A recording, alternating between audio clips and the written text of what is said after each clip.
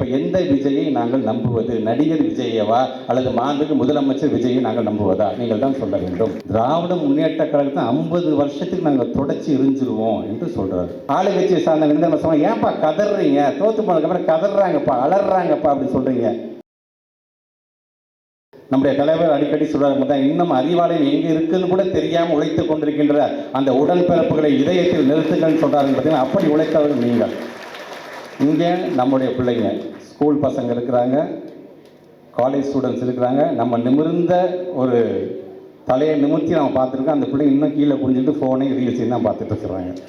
ஏன்னா அப்படி ஆக்கப்பட்டு விட்டார்கள். அவரை நான் தவறு சொல்ல மாட்டேன். ஸ்டூடெண்ட்ஸ் நல்லா தெரிஞ்சுக்கோங்க, ஒரு நெகட்டிவ் நரேஷன்ஸ், ஒரு நரேட்டிவ் செட் பண்ணிக்கிட்டே இருக்கிறாங்க. நாங்கள் நல்லது செஞ்சோம் நாங்கள் 100 விஷயத்த சொன்னோம்னா அது பொய் என்று சொல்லி 1000 பேர் உள்ளே இறங்குறோம். அதுதான் இங்கே திவ்யா சொல்லும் போது ஒரு மாஃபியாவாகவே அங்கே வந்து இன்னைக்கு செயல்பட்டு கொண்டிருக்கின்ற ஒரு டீம். ஆக அப்படிப்பட்ட ஒரு இடத்துல தான் இப்போ தமிழன் பேச நான் சொன்னேன். அப்புறம் என்கிட்ட பக்கத்தில் உட்காரும் பொழுது இவ்வளோ நலப்பணிகள் செய்கிறோன்னே நம்மளோட கூட வந்து இருந்துட்டு இப்போ திடீர்னு நம்ம விட்டு பிரிஞ்சு போய் நம்மளை பற்றி இப்படிலாம் பேசுகிறாங்கண்ணே, நேற்று கூட ஒரு அமைச்சர் இப்படி பேசிட்டாருண்ணே அப்படின்னு ரொம்ப ஒரு வருத்தத்தோடு சார்ந்த சீரா புராணம் தெரியும் எல்லாத்துக்குமே. உமர் புலவர் எழுதுனே சீரா புராணம். அதில் ஒரு சின்ன ஒரு நிகழ்வு வரும். என்ன நிகழ்வுனா, அந்த மான், ஆண் மான், பெண் மான், குட்டி மான் பிறந்து 3 மாதம் குட்டி மான்லாம் மேய்ஞ்சிட்டு இருக்கும்போது திடீர்னு ஒரு வேடம் வந்துடுறான்.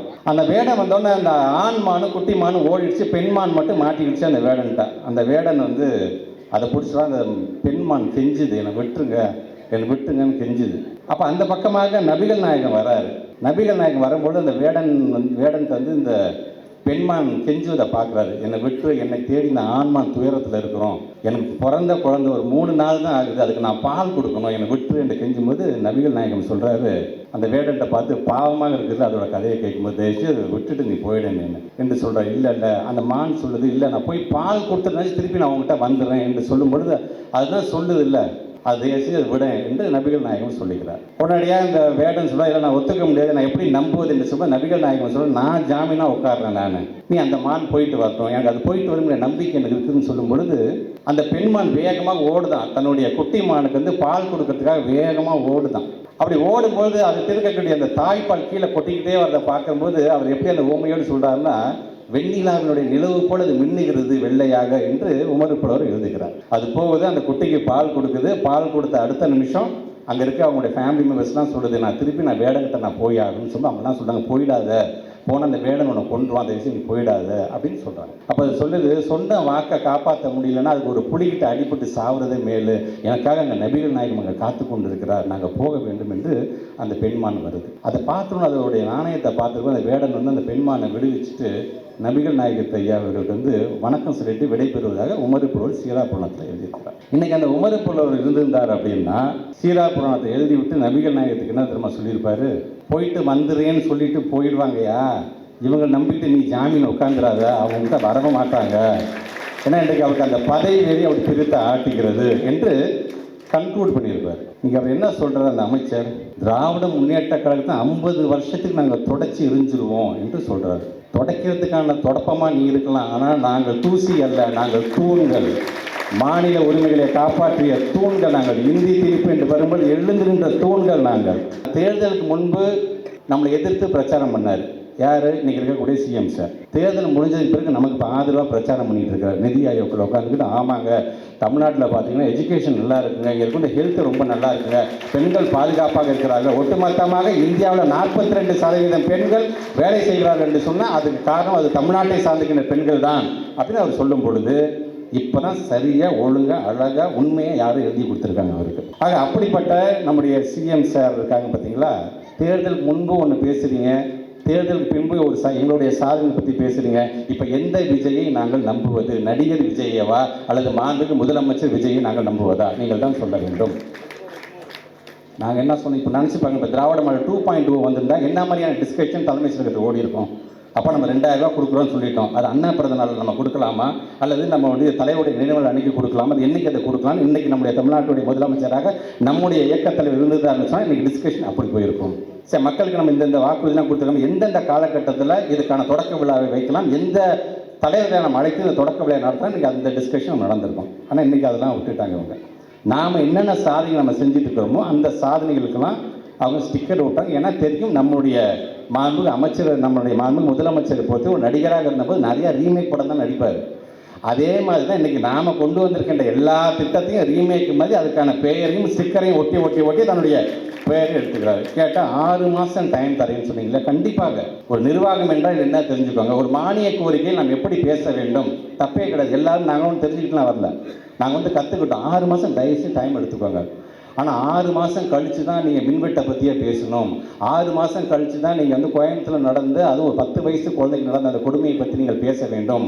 6 மாதம் கழித்து தான் இங்கேருந்து நம்முடைய முதலீடுகள்லாம் 30,000 கோடி 40,000 கோடி வெளி மாநிலத்துக்கு போது பார்த்தீங்கன்னா, அது 6 மாதம் நீங்கள் வாயை திறக்கக்கூடாது அப்படின்னு சொன்னால் எப்படி சார் முடியாது? இந்த தமிழ்நாட்டுடைய வளர்ச்சியை கண்ணும் கருத்துமாக அதற்காக உழைத்தவர் என்னுடைய இயக்கத்துடைய தலைவர்.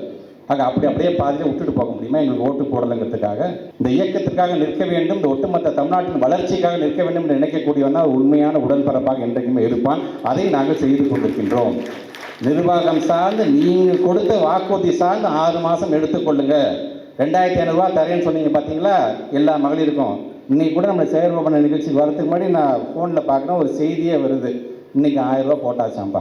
ஆக இதை பார்க்கும்போது நமக்கு அவ்வளோ பெருமையாகவும் இருக்கின்றது. அதே நேரத்தில் நாங்கள் என்ன தப்பு செய்யணும், நாங்கள் என்ன தவறு செய்யணும்? நாங்கள் செஞ்ச எல்லாத்தையும் பார்த்தீங்க, சூப்பர் சார், நல்லா சேர்வாபு நல்லா பண்ணிட்டார், இந்த ஆட்சி ரொம்ப நல்லா பண்ணிச்சு, தலைவர் ரொம்ப நல்லா பண்ணிட்டாரு, சரி அடுத்தது வேறு யாருக்கு வாய்ப்பு கொடுக்கலாம், அவ்வளோ கம்ஃபர்ட் ஜோனுக்கு போயிட்டீங்க நீங்கள். நாம் எப்படிங்க இருந்தோம் அப்படிங்கிறது, நம்ம எப்படி இந்த இயக்கத்தில் இப்படி சுயமரியாதையாக நடப்போடுறோம் அப்படிங்கிறது இவங்களை பார்த்து தெரிஞ்சுக்கோங்க. இவங்களாம் ஒரு காலத்தில் எவ்வளோ கஷ்டப்பட்டு இருப்பாங்க அப்படின்னு. எதுக்காக துண்டை மேலே போட்டுட்டு போகிறோம் நம்ம தெம்பா? ஒரு காலத்தில் துண்டெல்லாம் அப்படி மேலே போட்ட முடியாது. உங்கள் அப்பாவாக இருந்தாலும் உங்கள் தாத்தாவாக இருந்தாலும் சரி, துண்டை அப்படி மேலே போட்டுருந்தா அப்படி கம்பீரமாக நடந்து பார்க்க முடியாது. அங்கே யாராச்சும் ஒருத்தன் வரான், யாரும் நான் சொன்னாலும் சொல்ல வேண்டிய அவசியமே உங்களுக்கே தெரியும். வந்தால் அதை எடுத்து இடுப்பில் கட்டிக்கிட்டு கக்கத்தில் வச்சுக்கிட்டு கீழே குனிஞ்சிக்கிட்டு அவங்க முகத்தை கூட பார்க்காம நீங்கள் போக வேண்டும். வயதில் மூத்தவராக இருப்பார் அவர். வயதில் மூத்தவராக ஒரு குப்புசாமி 75 வயசு இருந்தாலும் சின்ன பையன் ஒருத்தன் என்னடா குப்புசாமி எப்படா இருக்கு அப்படின்னு கேட்கக்கூடிய காலம் இருந்தது. அதை மாற்றி காட்டியவர் யார் என்று சொன்னால் தந்தை பெரியார், பேரறிஞர் அண்ணா, முத்தமிழர் கலைஞர் அவர்கள். ஆக இங்கே வருகை தந்திருக்க நாமெல்லாம் பயனாளிகளாக வருகை தந்திருக்கோம். ஒன்று தான், ஆங்கிலத்தில் ஒரு மிகப்பெரிய ஒரு எல்லாத்துக்கும் பிடிச்ச கதை, எல்லாத்துக்குமே தெரிந்த கதைகள் தான். அதில் குறிப்பாக பார்த்தீங்கன்னா, ஒரு காதலன் தன்னுடைய காதலி சொல்கிறான், உனக்கு என்ன வேணாலும் நான் செஞ்சு தரேன், நான் உனக்கு என்ன வேணும்னு சொல்லு என்று காதலன் கேட்கும்போது அந்த காதலி சொல்லுகிறாள், எனக்கு உன்னுடைய தாயோடைய இதயம் வேண்டும் என்று சொல்லுகிறார். அவன் உடனடியாக வேகமாக வீட்டுக்கு ஓடி வரான். வீட்டுக்கு ஓடி வந்து அவங்க அம்மாவை பார்த்தோம். அவங்க அம்மா கேட்குறா, சாப்பிட்டியாப்பா, இவ்வளோ கலப்பா கூடிய உட்கார்றா சாப்பிட்றா அப்படின்னு சொல்லும்போது கையில் இருக்கிற கத்தியை எடுத்து தன்னுடைய தாயை குத்தி அந்த இதயத்தை எடுத்துக்கொண்டு தன்னுடைய காதலியை பார்க்க ஓடுகிறான். ஓடும்போது தவறி கீழே விழுகிறான். அந்த தாயினுடைய இதயம் கேட்கிறது அவனை பார்த்து, ரொம்ப பலம் அடியாப்பட்டுச்சாப்பா, கொஞ்சம் பார்த்து மெதுவாக போப்பா என்று சொல்லுகிறது. அதுதான் தாய். ஆக அந்த கட்டளைக்கு யார், கவர்ச்சியான கட்டளைக்கு யார் என்பது உங்களுக்கு தெரியும். அவன் யாரை தேடி ஓடி வந்தான் என்று சொன்னால், நம்முடைய இயக்க தலைவர் முத்துவேல் கருணாநிதி ஸ்டாலின் என்ற தாயை நோக்கி ஓடி வரும் பொழுது, சாப்பிட்டியாப்பா, வயிறார சாப்பிட்டியாப்பான்னு கேட்குற வார்த்தை எது தெரியுமா? திராவிட மாடல் அரசாங்கத்தால் கொண்டு வந்த ஒவ்வொரு திட்டங்களும் தான். அவருடைய இதயத்தை குத்தி கிழித்து அந்த இதயத்தை எடுக்கிறது எது தெரியுமா? தேர்தல் ரிசல்ட்டு. அந்த தேர்தல் ரிசல்ட்டோட அப்பாடா அந்த கவர்ச்சியான கட்டளைக்கு பார்க்க நான் ஓடுறேன்னு சந்தோஷமாக ஒரு தடுக்கி விழுகும்போது அந்த இதயம் கேட்குறதுனா, பலம் அடி பலமாக பட்டுருச்சு, அப்பா பார்த்து போப்பான்னு சொல்லிச்சு. பார்த்தீங்களா? அதுதானே என்னுடைய முத்துவேல் கருணாநிதி ஸ்டாலின் அவர்கள். உங்களுக்காக நாங்கள் குரல் கொடுக்கும்போது ஆளுங்கட்சியை சார்ந்த நம்ம சொன்னோம், ஏன்ப்பா கதறீங்க, தோற்று போனதுக்கப்புறம் கதறாங்கப்பா, அலறாங்கப்பா அப்படின்னு சொல்கிறீங்க. ஒன்று நல்லா தெரிஞ்சுக்கோ, உன் வீடு பற்றி எறியும் போது நீ கதறதை காட்டிலும் எங்களுடைய உடன்பிறப்புகள், எங்களுடைய இயக்கத்துடைய தலைவராயா உனக்காக கதறாரு. அது உனக்காக கதறப்படுகிறத தவிர நாங்கள் பல வெற்றிகளையும் பல தோல்விகளையும் பார்த்தோம். எங்களை மாதிரி வெற்றி பெற்றதும் கிடையாது, எங்களை மாதிரி தோல்வி அடைந்ததும் கிடையாது. ஆனால் மீண்டும் மீண்டும் வந்து கொண்டே இருக்கும். எதற்காக தெரியுமா? இந்த மாதிரி காமெடியான அரசாங்கம் ஒரு 5 வருஷம் வந்துட்டு போனதுக்கு முன்னாடி மீண்டும் அதை தட்டி தூசி தட்டி அதை மீண்டும் அதை உயர்த்துவதற்கான ஒரு இயக்கம் உண்டு என்று சொன்னால் அது திராவிட முன்னேற்ற கழகம் தான் என்பதை அனைவரும் இன்றைக்கி ஒற்றுக்கொண்ட ஒரு இயக்கம் எங்களுடைய இயக்கம். ஆக அந்த விதத்தில் தான் இன்றைக்கு தொடர்ந்து நம்முடைய தமிழ்நாட்டு முதலமைச்சர் 8,000 ரூபா கூப்பன் தரேன்னு சொன்னார். பெண்கள்லாம் சொந்த காலில் நிற்க வேண்டும், 8,000 ரூபா கூப்பன் தரேன்னாரு. ஆனால் இன்றைக்கி சேலம் மாவட்டத்தில் 50 பெண்கள் சீரழித்து 8,000 வீடியோ போட்டுட்டு இருக்கிறான் ஒருத்தன், அதுவும் டிவி கேட்காரனாக இருக்கிறான். அதை தயவுசெய்து தட்டி கேளுங்கள். நீங்கள் மாமன் சீர் கொடுக்கறதுலாம் ஒரு பக்கம் இருக்கக்கூடாது, எப்போ கொடுக்கன்னு தெரியாது. ஆனால் இன்றைக்கி உங்களுடைய இயக்கத்தை சார்ந்தவர்களால் சீரழிக்கப்படுகிற அந்த பெண்கள்லாம், அதற்கெல்லாம் ஒரு தயவு செஞ்சு ஒரு நல்ல ஒரு நீதியை, ஒரு தண்டனையை நீங்கள் பெற்று தர வேண்டும் என்பதை நான் சிஎம் சாருக்கு வைக்கக்கூடிய ஒரு வேண்டுகோள்.